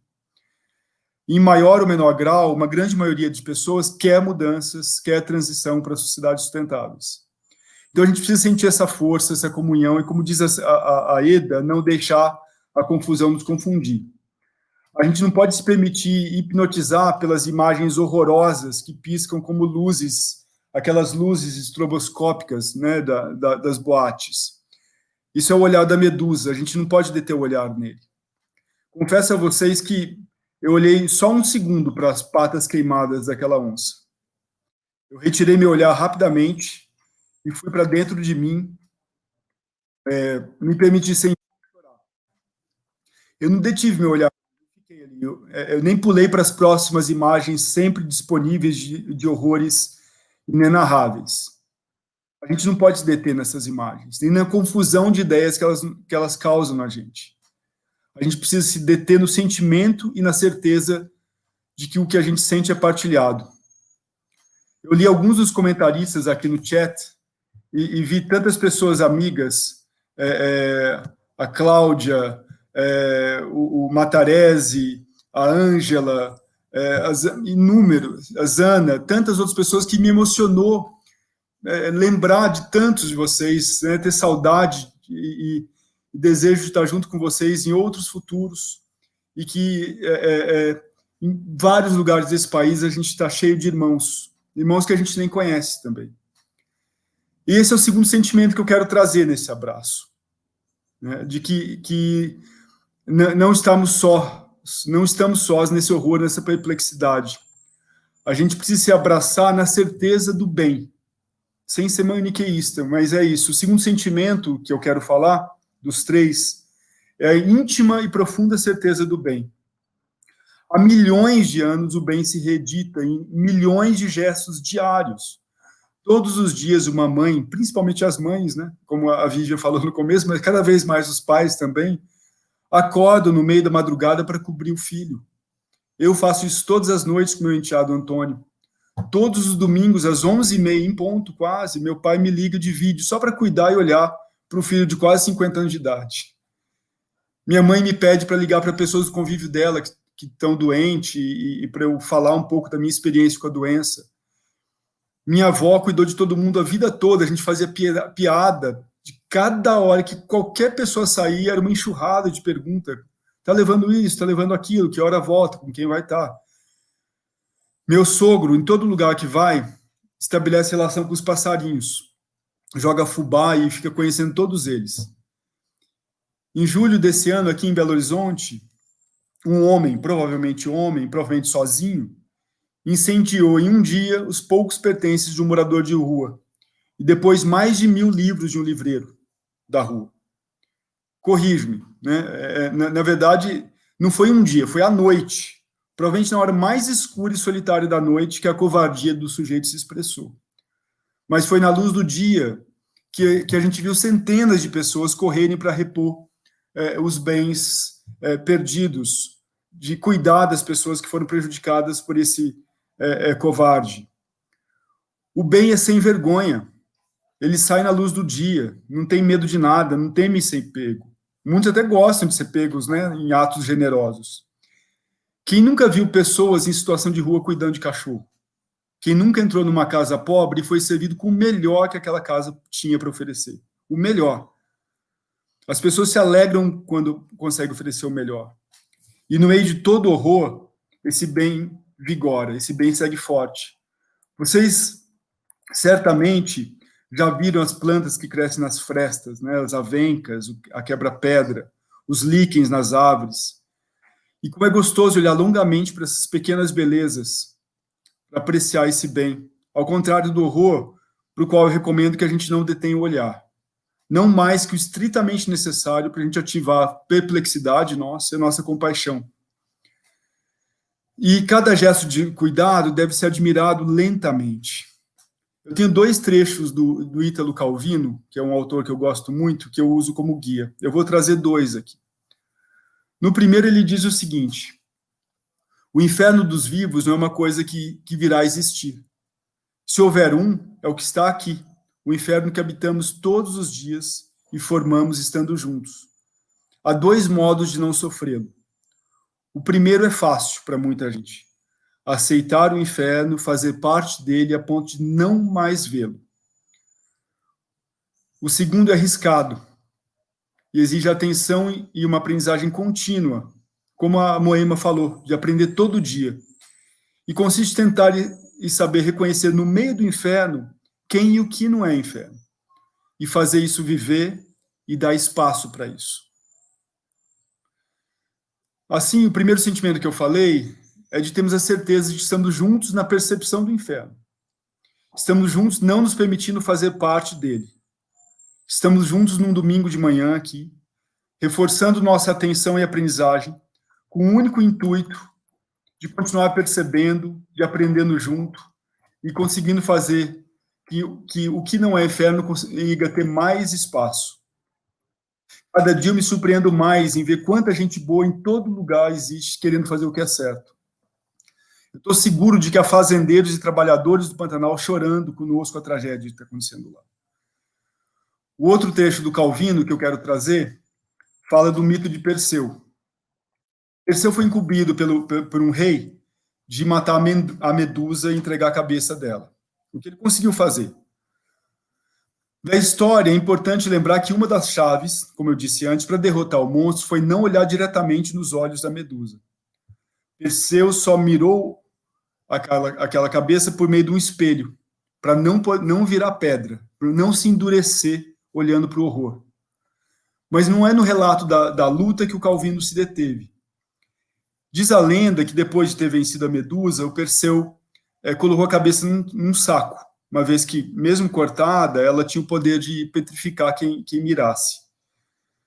No caminho de volta, ele, cansado, com sede, chegou à beira de um riacho pedregoso para conseguir beber. E aí ele teve que fazer uma cama de flores e de folhas para acomodar cuidadosamente o saco com aquela cabeça. Provando assim, segundo Calvino, ter a gentileza de alma necessária para ser um Perseu matador de monstros. Assim eu quero que nesse abraço vocês sintam e guardem esse segundo sentimento, de como o bem e o cuidado em nós é importante, e é uma condição necessária para a gente seguir na luta contra os horrores desse tempo.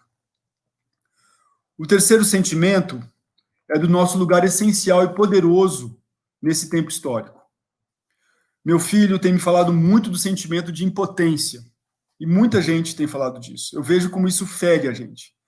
Eu vejo como essa dor, né, nasce de uma vontade linda da gente ver o bem prosperar, de ser parte de mudança, de fazer a diferença a favor de um mundo melhor. O filho e todos nós, o nosso desejo de bem remonta aos nossos 1000 avós, aos 1000 avós da Célia, tátara. A nossa capacidade e vontade nos foram legadas, a gente é portador delas. A gente é elo, a gente guarda tesouros incríveis acumulados por milênios. A gente não está unido apenas entre nós, mas aos nossos antepassados. A gente não é o começo nem o fim da luta. A gente é um elo fundamental entre tantos que vieram e tantos que virão. Eu devo, cada um de nós é devedor. A gente recebeu dádivas que só podem ser pagas com o gesto de portá-las ao longo da vida. Essa dívida, que é uma responsabilidade e é uma dádiva, é uma enorme fonte de alegria e de força. Nenhum de nós vai concluir a luta histórica, mas todos nós somos partes essenciais dela. A gente precisa sentir ao mesmo tempo a tranquilidade de saber que não veremos lutas finalizadas, e a responsabilidade de sermos parte de sua continuidade, e a certeza de que somos muito mais fortes que essa brutalidade toda.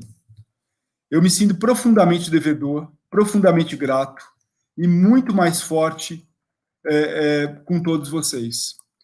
Muito mais forte aqui ao lado da Célia, da Moema, da Simone, do Marcos, da Vivian. A Célia porta a luta de 528 anos dos povos originários das Américas. Nossos parentes indígenas têm promovido a vida e o cuidado com saberes sem tempo. Estão marcados nos milênios. São nossos irmãos, nossos parentes, que estão reeditando, como a Célia disse, reeditando suas culturas, linguagens, modos de vida, de luta. A Moema traz a força da Domitila, e segue carregando a força, a vontade de várias mulheres que lutam pela humanidade por meio da luta feminina. Que todas as lutas, todos os gestos humanos, todas as expressões do nosso amor, a menor delas tece uma teia poderosa e eterna. Não há gesto menor, não há esforço vão, nenhum dos nossos atos de luta amorosa são desperdiçados. O mínimo que eles trazem é a tessitura dessa teia, dessa conexão dos nossos 1000 avós com os nossos 1000 netos. O mínimo significado garantido de cada dia nosso é a passagem de um legado que é de cada um e de todos. Eu vejo há 30 anos o Marcos e a Simone, meus amigos, criando filhos incríveis, educando, chamando, acolhendo, aqueles que não partilham das certezas da Exalc, e tornando centenas e não milhares, se não milhares de pessoas portadoras e devedoras do bem. Desculpe se eu recorri muito ao termo bem. Não tenho nenhuma pretensão de dizer o que é o bem, mas sei que em tempos tão confusos e duros, o melhor que podemos oferecer é o nosso coração. É afirmar nossos sentimentos, nossas preferências. Quando eu vejo as cenas do Pantanal e quando eu vejo meu sogro dando comida aos pássaros, tenho certeza do que sinto em cada uma dessas cenas. E isso eu não posso confundir. Não podemos nos deter e nos acostumar com os horrores. Ao mesmo tempo, temos que não deixar de perceber, em meio a tudo isso, o bem nascendo e se expressando todos os dias, em gestos e vontades de bilhões de humanos. Esse é, então, o meu abraço. Estamos juntos no desejo de felicidade, de justiça, com os nossos antepassados e com bilhões que seguem e seguirão conduzindo e reproduzindo o amor. Então, gente, sintam-se todos abraçados e muito obrigado pela oportunidade de falar com vocês.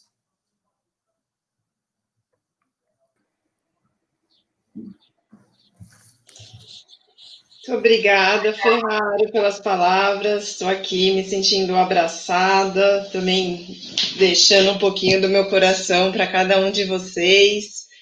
E seguindo aqui, a gente tem esse momento para dialogar com as pessoas pelo chat. A gente tem 2 perguntas aqui que eu vou ler para vocês. E aí, na perspectiva das perguntas, como tem só 2, se vocês quiserem fazer outros comentários, né? A Célia que falou primeiro e depois se alimentou também com as falas dos outros, vocês sintam-se à vontade. Então, o João Vitor, ele fala assim: me lembrando a fala da Amanda no primeiro encontro, na fala de abertura, a gente teve a fala da jovem Amanda sobre as crises que se espera na Agenda 2030, como alto índice de desemprego. Bem, vocês acreditam que realmente há como converter essa crise? Uma vez que os poderosos capitalistas já sabem dessa crise ambiental, será que os mesmos já não traçam alternativas particulares para que no futuro estes não sofram com essa crise? Vale lembrar também que alguns cientistas já estão dizendo que não há mais volta, né? Quando a gente vê 20% do Pantanal queimado, fica a pergunta, será que vai virar pasto? Né? Que o Ferrari muito bem trouxe. E a Fernanda Vieira pergunta para a Célia, como que o povo Chacriabá percebe, desenvolve, cria e potencializa a liderança? São essas as perguntas que a gente tem até agora, e aí vocês sintam-se à vontade para comentar elas ou comentar outras reflexões que vocês fizeram aí ao longo das falas dos colegas.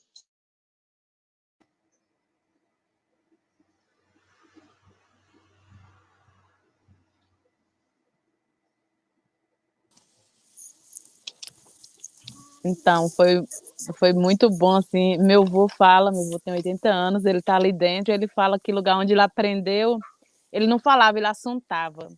E eu tenho ficado muito reflexiva, principalmente nos últimos tempos, estou adorando escutar assim, embora a gente tenha essa necessidade de falar, mas que falar também nem sempre é uma escolha, é porque o silêncio ele pode matar, então muitas vezes a gente não pode nem ter o direito de ficar em silêncio, Por isso que para mim foi muito importante ouvir quando fala como que o Chacriabá desenvolve liderança e potencializa. Na verdade, liderança se forma na luta. Eu falo que na universidade forma as pessoas em direito, forma para médico, forma dentista, mas nunca vi na universidade falar que tem alguém formando para liderança, porque ser liderança se forma na luta. Embora para ser pajé, parteira, eu falo das cienciosas do século XXI, dessas mulheres parteiras que nascem com a ciência de dentro, porque é uma ciência que vem de dentro, ao mesmo tempo liderança pode se tornar, mas de certa forma nasce exatamente porque tem sustentação. Para mim, a melhor liderança não é aquela que mais se destaca, é aquela que mais se mistura com o povo, que faz assuntas, que fala quando necessário, que tem palavras não exatamente de inteligência, mas que tem palavras de sabedoria. Assim, a liderança daqui que me inspira muito, e que ela já morreu em 2018, para mim era uma das melhores pessoas assim, sábias, porque mesmo ele tendo poder de fala pela idade, tendo poder de fala por ser liderança, ele preferia, numa reunião, ouvir 100 pessoas do que falar primeiro. E aí eu lembro quando nós entrou na escola, perguntou para nós o que nós queríamos ser quando cresceu. Eu tinha 6 anos de idade. Em 96, quando os primeiros professores Chacriabá ocupou a educação escolar indígena, que, por exemplo, eu estudei na escola Chucuranca, que significa Boa Esperança. E aí perguntou para todos nós. Eu falei que queria ser professora de cultura, porque eu pensei que era fácil, mas tenho orgulho de ser professora. Eu nunca fui professora de disciplinalização, sou professora de cultura. E aí outros companheiros meus falaram que queria ser advogado, as crianças já sonhavam alto naquela época. E aí quando a professora ficou meio com vergonha, porque ele não teve oportunidade de ir na escola, perguntou, mas se o senhor tivesse a oportunidade de ter ido à escola, o que o senhor queria ser? Ele falou assim, eu queria só ter uma enxada bem amolada para plantar para esse bando de doutor. E essa história marcou minha vida, porque quantos de nós escuta de nossos pais, Moema, Luiz, fala assim, estuda, meu filho, porque estudo é uma coisa que ninguém tira. E a única coisa que eu tive que fazer foi plantar roça. E eu faço o caminho de ida, mas faço urgentemente o caminho de volta, porque para não tomar o lugar de plantar roça como se fosse uma falta de oportunidade. Porque como se tornar doutor, tornar advogado, tornar professor, sem perder a nossa autonomia alimentar? Hoje, para mim, a riqueza não é aquele que consegue fazer uma compra de reabastecer a sua despensa de R$ 2.000, de R$ 3.000. Para mim, hoje, a autonomia, a riqueza, é quem consegue produzir seu próprio alimento. Como se tornar doutor sem perder a capacidade, a potencialidade de plantar seu próprio alimento? Eu falo que muito mais importante do que o caminho de ida é o caminho de volta. Como o Luiz fala, que seu pai fez várias reflexões. Porque quando a gente vai para o mundo e calça o primeiro chinelo, o primeiro sapato, quando a gente retorna, é essa sabedoria de entender que aquele primeiro chinelo não cabe os pés coletivos. E não é exatamente porque nossos pés cresceram, é porque os pés coletivos certamente não vai caber também os corpos, os conhecimentos coletivos. Porque nós elaboramos conhecimento. Ser liderança não é somente pelo que vem na cabeça, na palavra que sai da boca. É pelos nossos pés, é pelos nossos caminhares coletivamente. É por construir coletivamente que nós nos fazemos na vida. Eu digo que nós só somos porque nossos ancestrais foram. E para a grande maioria da sociedade, não existe futuro. Eu falo para mim que não existe futuro se não existir fruturo. Se não existir fruto, se não existir semente, não existe fruturo. Mas para a grande pessoa, as pessoas pensam que não existe futuro se não tiver as crianças, a juventude. De fato, não tem. Se não existir as mulheres, o útero da vida. Mas não existe futuro para nós também se nossos anciões vão embora. Nessa pandemia foram mais de 180 anciões mortos pelo Covid-19. A cada ancião que vai embora enterrado, é o cantar lá do pássaro também, que deixa de ser transcrito. A cada ancião que vai embora é quando a flor de São João dá, e eles sabem ler a flor de São João dizendo que esse ano vai ser mais cedo de chuva. A cada ancião que vai embora é quando eles olham para a lua e falam, agora tá bom de colocar semente na terra. A cada ancião que vai embora é a leitura do tempo que vai embora junto com ele. A cada ancião que vai embora é a ciência também que morre junto. Então, para nós é muito importante fazer essas outras reflexões, porque o Brasil que eu quero para o futuro é um Brasil que tenha como projeto a vida, não o projeto da morte. E eu falo que não se pode curar o mal com a mesma enfermidade. Nós precisamos de outro remédio que vem da espiritualidade. E as pessoas perguntam, será que os povos indígenas vão conseguir viver esse momento da pandemia? E eu falo que apenas quem tem cicatriz profunda sabe o remédio que cura. Nós lembramos da nossa cicatriz não para lembrar da dor, mas para entender o caminho da cura. E o caminho da cura não é nesse caminho alargado que está aí. Se mudar os processos de chegada, nós vamos ter que construir outra chegança. Precisamos abrir uma picada, depois um carreiro, e só depois alargar o caminho. Mas, ao mesmo tempo, mais de 700 indígenas que foram mortos, o bioma que está sendo morto, o Pantanal que está sendo queimado, as pessoas, de certa forma, elas estão morrendo. Junto com nós também, quando assassinam a nossa liderança. Mas elas não percebem, elas não se dão conta que estão morrendo. Elas estão morrendo porque a cada vez que morre o princípio de humanidade, elas estão morrendo. Nós temos mais medo do princípio de humanidade delas que estão sendo morrendo do que nossos corpos que estão sendo enterrados. Então, por isso é muito urgente quando pensa nessa Agenda 2030. Na verdade, nós fizemos no ano passado uma grande pressão internacional também, e esse ano nós estamos continuando também para que o acordo do Mercosul não fosse ratificado, porque a ratificação do acordo do Mercosul significa a legalização, premiar esse governo. Legalizar a exportação do genocídio, que aí não é somente o genocídio indígena, são de vários povos que têm essa conexão com o território. E, na verdade, é da população e de toda a humanidade. Por isso que nós continuamos acreditando que retomar esse princípio de humanidade, sem dúvida, é retomar a esperança, como diz Luiz bastante também em suas falas, é retomar o amor. Porque enquanto nós não construirmos uma humanidade do futuro e do futuro, que tenha como, entenda que o amor e o sorriso é o princípio ativo, eu não acredito nesse outro futuro de humanidade. Nós precisamos retomar o amor e o sorriso como um princípio ativo importante para a vida. Muito bom.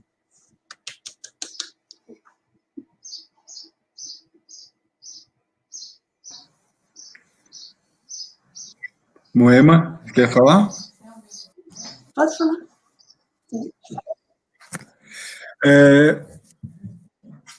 Assim, sem pretensão de responder as perguntas que a Vivian apresentou, mas reforçando esse meu sentimento de esperança mesmo, né, de esperança muito profunda, que me fez aceitar o convite para a mesa. Assim.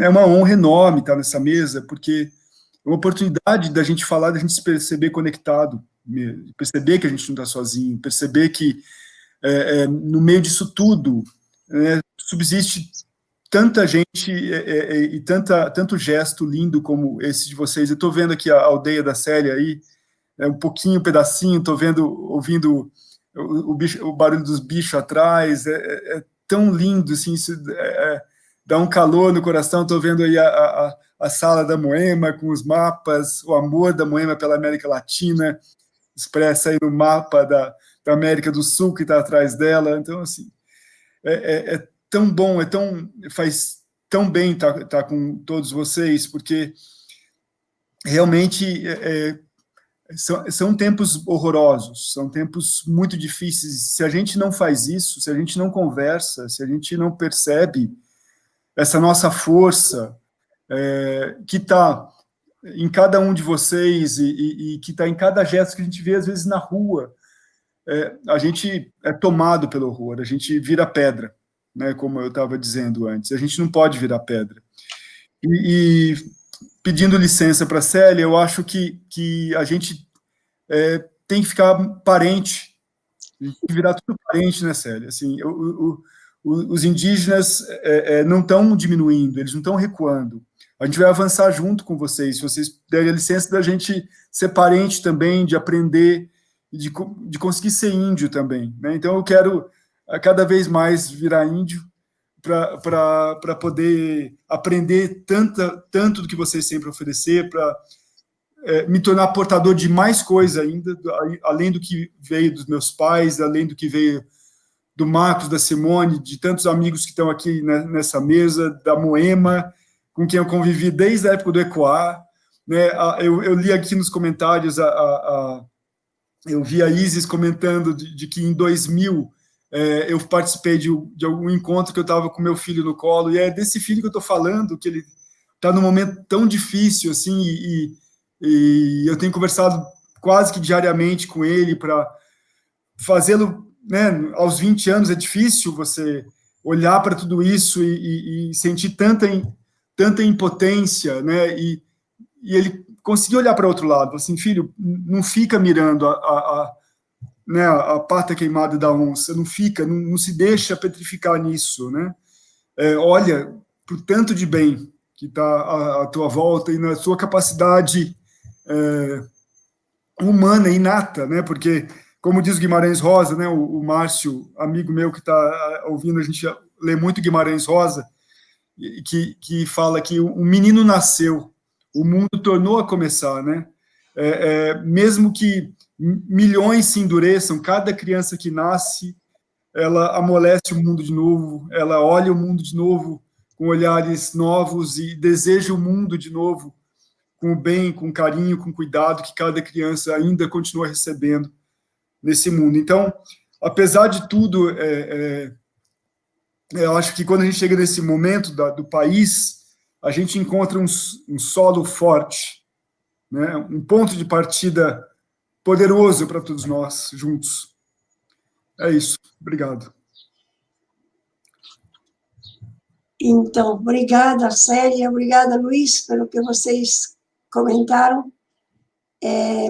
Bem o que diz a Célia, né? O Leonardo Boff também fala bastante, que a gente pensa com os pés, com os pés, né? Então, uma liderança que não caminha com os demais, né? Não é uma liderança, né?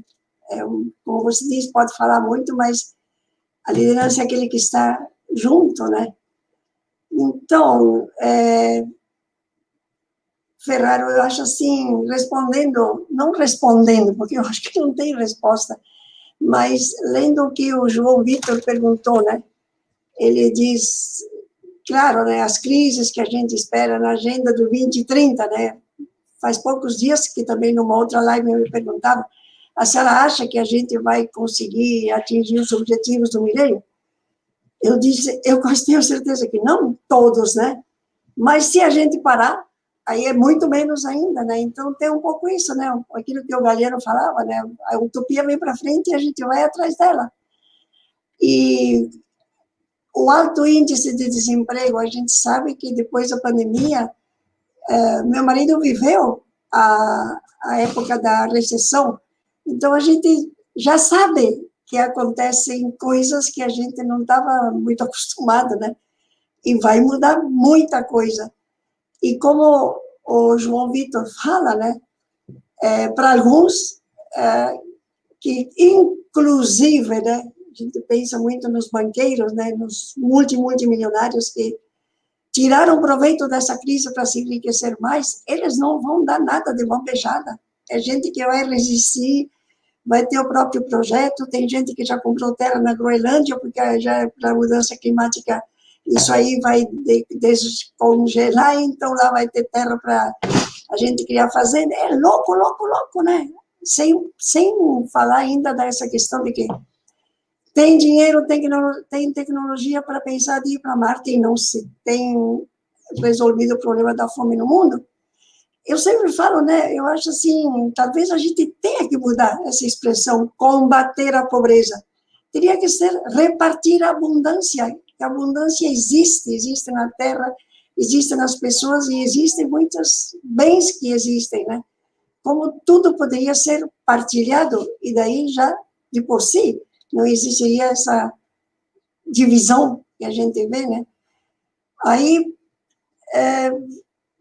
alguns cientistas também já estão dizendo que não há mais volta.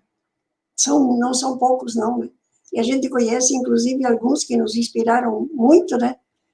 Que dizem que o ponto de mutação, né, já foi para o outro lado. Eu tenho 82 anos e, puxa vida, do jeito que fui tratada, me incluo no grupo dos idosos, né? Era para morrer mesmo, né? Porque éramos os descartáveis, praticamente, né? Junto com os que estão em maior pobreza. Mas outro dia também me fizeram essa pergunta, eu disse, acho que, mesmo se eu tenho na frente 8, 10, quem sabe, 15 anos, não sei, ou talvez menos, mas acho que também a gente pode cultivar essa vocação de semente, né? Estar aqui com vocês hoje, para mim, é uma coisa muito grande. E muito grande nesse sentido de que fala o Luiz, né? E, claro, a Sônia também, né? Me sentir junto de vocês é uma coisa muito grande para mim. E sendo grande para mim, eu vejo que às vezes pode ser bom para outros também, né? Agora, quando eu leio o Ailton Krenak escrevendo ideias para adiar o fim do mundo, é porque ninguém sabe o que vai acontecer depois. Mas que bom se a gente pode minimamente ter grupos humanos que entenderam de que é possível ser diferente e deram o retorno que puderam para a Mãe Terra, que foi tão maltratada. Eu penso assim, sabe? Porque ninguém pode, assim, dizer vai acontecer isso, vai acontecer aquilo. Os futuristas que eu li não me convencem muito, né? Mas acho que é importante a gente se sentir vivo e contribuir para que muitas outras pessoas também se sintam vivas e vale a pena a vida ser vivida nesse momento que estamos vivendo. E eu fico, assim, cada vez mais gratificada de estar conhecendo e aprendendo, né, dessa questão que nos traz de maneira tão forte a força que existe no ser humano a partir da força dos indígenas, né? E tudo que eles sabem nos ensinar a respeito do que é possível fazer se a gente tem essa visão coletiva, né?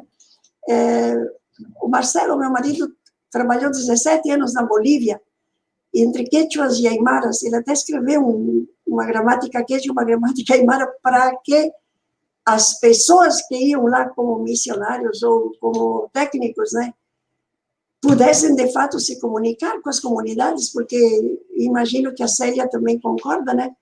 E são duas coisas que fazem com que uma comunidade esteja viva, né? O território e a língua, né? A forma de se comunicar a partir do coração, a partir do que traz desde o ventre materno.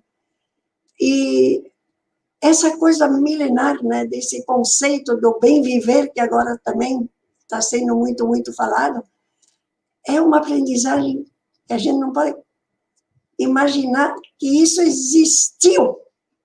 E os espanhóis não acabaram, como disse um índio na Rio 92, os brancos acharam que tinham acabado com a gente, mas ficou tudo debaixo da cinza e está emergindo.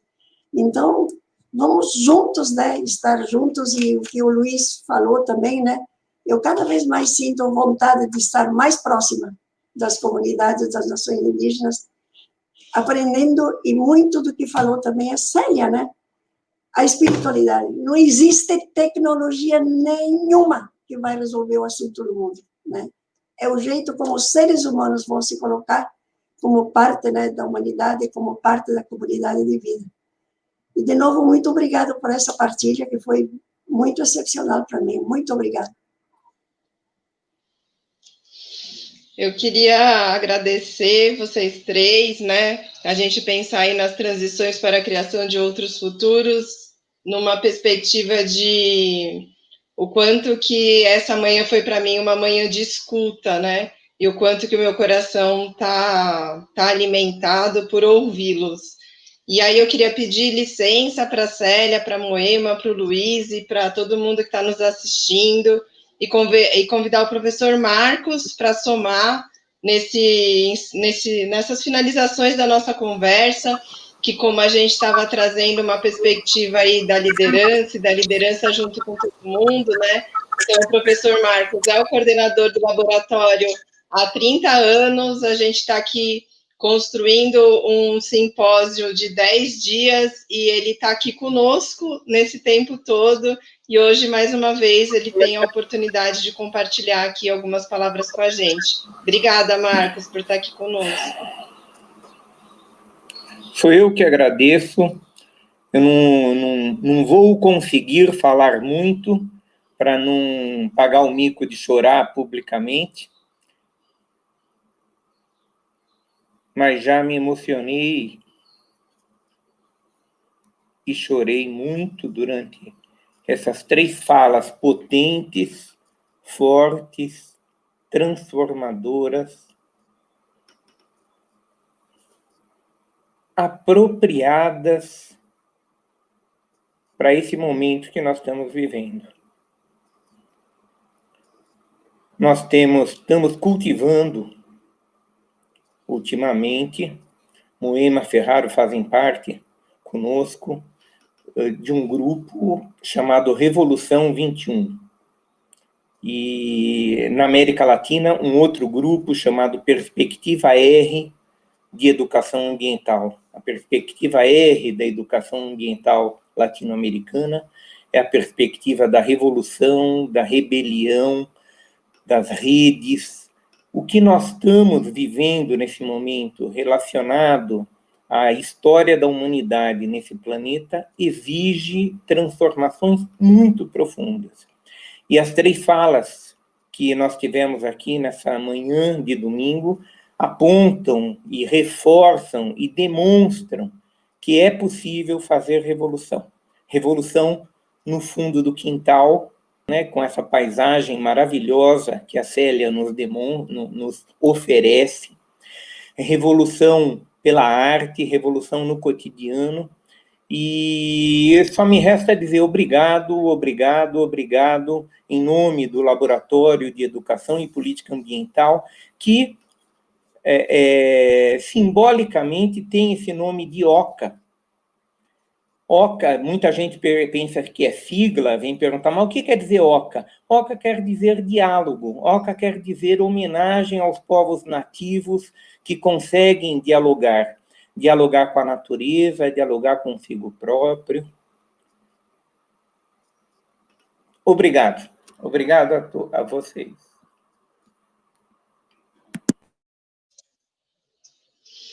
Pessoal, temos ainda 15 minutos.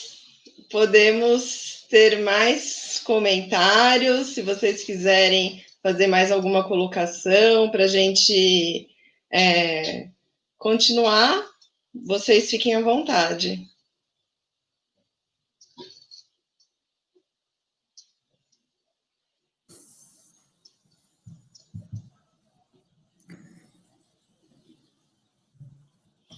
Podemos também encerrar, não tem problema nenhum, ninguém se sinta pressionado. Eu acho que assim como o Marcos trouxe, o Ferrari ficou emocionado, muitos de nós ficamos, né? Então acho que é um bom sentimento. Vamos lá, Moema. Tá fechado o seu microfone, Moema. Célia, você aceitaria de cantar algo novamente, como você fez no começo, com as águas, com as folhas, ou alguma outra coisa, ou trazer algum dos provérbios de vocês? Não sei, desculpa, senão. É que eu acho assim, seria tão bonito fechar isso com uma aprendizagem de vocês de novo.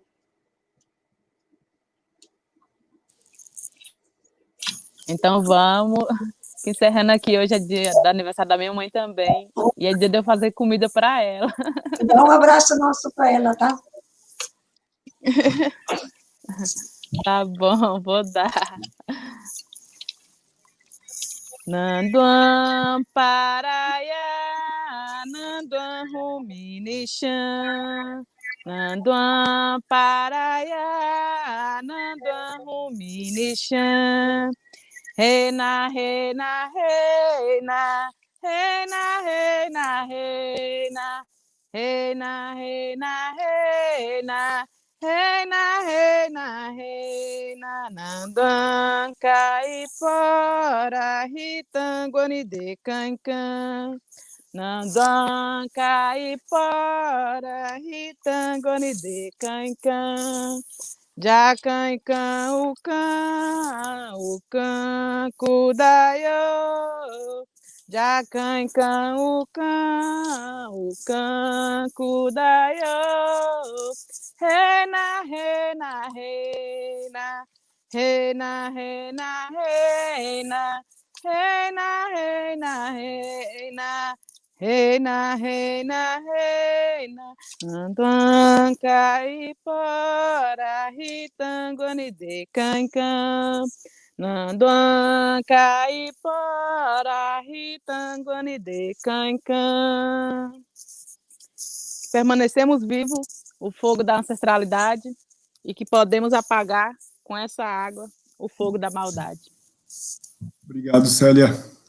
Obrigado, Moema, Vivian. Gente, muito obrigada, então.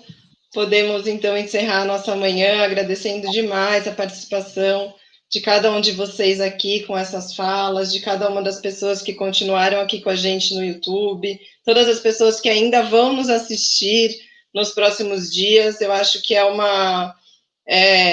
tornarmos semente, nos alimentarmos, abrirmos nossos corações, nos doarmos para a gente fazer essas transformações. Então, muito obrigada. Só vou lembrar a todos que hoje à tarde a gente tem a última atividade do simpósio, que chama Arte, Resistência e Consciência Planetária, que vai ser transmitida pelo Sesc Piracicaba, que eu espero que todo mundo se sinta também abraçado, se sinta na beira do Rio Piracicaba, porque era esse o nosso desejo de encerramento desse simpósio. Então, mais uma vez, agradecer a participação de vocês aqui hoje. Muito obrigada.